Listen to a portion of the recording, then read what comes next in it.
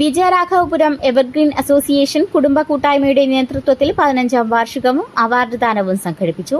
നഗരസഭാ അധ്യക്ഷ ആലിസ് ഷിബു യോഗം ഉദ്ഘാടനം ചെയ്തു. സംഘടനാംഗങ്ങളിലെ SSLC, +2 പരീക്ഷകളിൽ ഉന്നത വിജയം നേടിയ വിദ്യാർത്ഥികളെ ചടങ്ങിൽ മൊമെന്റോ നൽകി ആദരിച്ചു.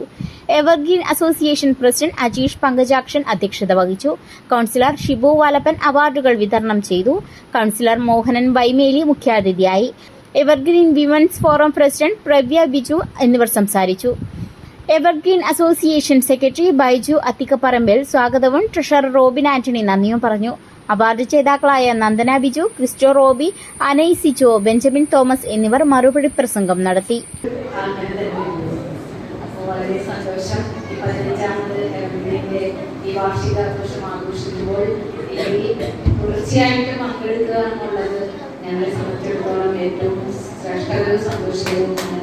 നിങ്ങളുടെ ഈ കൂട്ടായ്മ നാശങ്ങൾ വർദ്ധിക്കുന്നത് ഈ പ്രദേശത്തിന്റെ എല്ലാവരും നോക്കിക്കാണുന്ന ഒരു വസ്തുതയാണ്.